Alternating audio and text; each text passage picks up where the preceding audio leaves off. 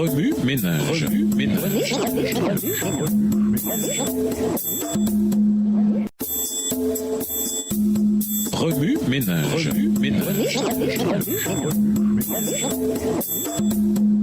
Bienvenue dans votre émission Remue ménage. Voilà la leçon de vendredi. Donnez la dîme d'un cœur joyeux. Lisons Éphésiens 2, les versets 8 à 10. Éphésiens 2, les versets 8 à 10. Car c'est par la grâce que vous êtes sauvés par le moyen de la foi. Et cela ne vient pas de vous, c'est le don de Dieu. Ce n'est point par les œuvres afin que personne ne se glorifie. Car nous sommes son ouvrage, ayant été créés en Jésus-Christ pour de bonnes œuvres, que Dieu a préparées d'avance afin que nous les pratiquions. Pour conclure, dans notre culture actuelle circule une idée populaire, l'évangile de la prospérité. En d'autres termes, si vous êtes fidèle dans les dîmes et les offrandes, des bénédictions financières vous sont garanties en retour. Cependant, on ne devrait pas donner à Dieu juste parce qu'on s'attend à ce qu'il nous donne quelque chose en retour ou pour gagner le salut.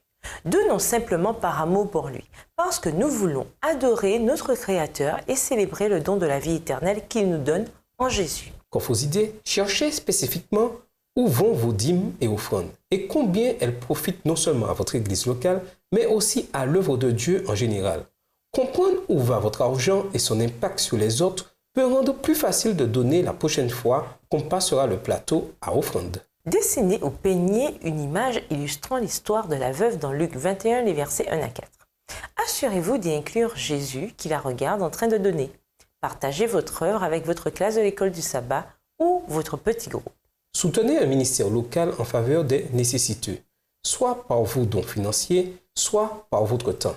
Cela vous donnera non seulement l'occasion de renoncer à vous-même et de sortir de votre zone de confort, mais vous permettra aussi d'investir dans un individu que vous n'avez peut-être pas rencontré auparavant. Composez un chant avec paroles ou seulement instrumental, traitant de la joie que l'on ressent quand on rend au Seigneur ce qui lui revient.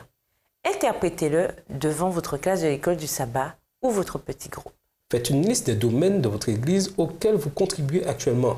À côté de chacun, écrivez une note expliquant comment vous avez décidé de donner dans ce domaine et quelques réflexions profondes sur la façon dont vous pourriez donner davantage ou donner différemment en général. Faites des plans pour passer à l'action. Priez Dieu de vous révéler des domaines dans lesquels vous pourriez ajuster vos dons pour l'avancement de son œuvre. Aussi, si vous trouvez que l'idée de donner est stressante ou peu attirante, priez-le de changer votre cœur afin que vous trouviez de la joie à donner. Écrivez une lettre à Jésus dans laquelle vous décrivez ce que vous ressentez au sujet de son retour. Discutez des décisions à prendre, financières ou autres, pour hâter son retour. Terminez en lui demandant ce qu'il vous suggère d'améliorer.